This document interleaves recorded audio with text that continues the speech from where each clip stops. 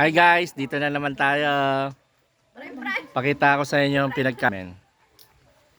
Kalikasan campsite.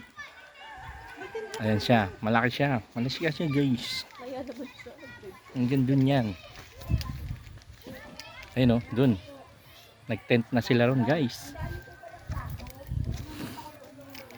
Ayan. Tapos, magdamit ng mga halaman. Another tent. Nireserve namin to lahat guys. Itong buong to. Ganyan kami kayaman. Ayan guys oh. Titent na sila ron. Kasi walang mga pera yan eh. Di sila dun sa loob eh. Yan yung mga nag-ambag na mga mura lang yung mga pera nila.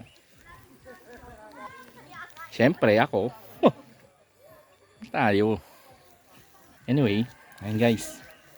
Maya mag-iyaw-iyaw tayo dyan. Tapos antay kakain. Ngayon yung ilog. Actually sapa lang to eh. Kasi hindi tag-ulan eh. Usually naman gano'n naman ang mga ilog. Pag di tag-ulan, no water.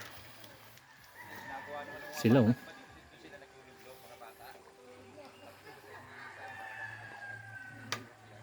Pero okay naman. Kahit konti lang ang tubig. Pwede mo magdala ng tabo, di ba? Tabo-tabo ka lang dun. Anyway, ayan. Guys, may nagpapahinga na ron. Ikot ko kayo guys. Ay, nga pala si Prime. Prime! Ayun oh. Yan, pwede kang umikot doon. Pero pag umikot ka doon, pagod ka. Kaya dito ka na lang. 10 utos ng kalikasan.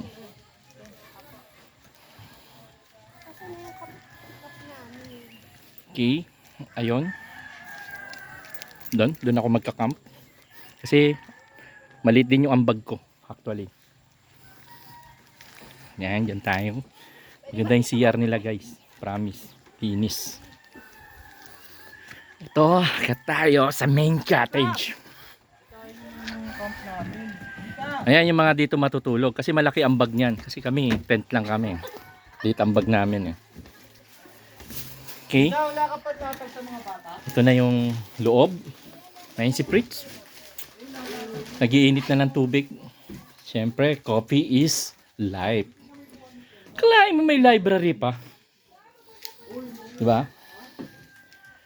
Tapos, ito yung kwarto. Dito matutulog yung malaki ambag.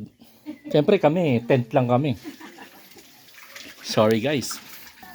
Malaki ang bag ko pero wala eh. Mas matatanda yung mga yun eh. Guys, tignan nyo ang CR. Wow! Laki! Ha? Pwede kayo. Habang nagsi-CR ka, nagbo-bonfire ka rito, pwede. Diba? Nature na nature, no?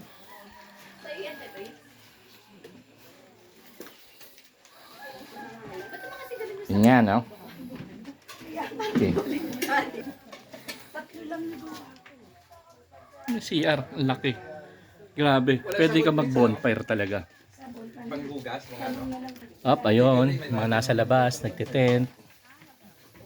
Ayun, no? Okay, guys.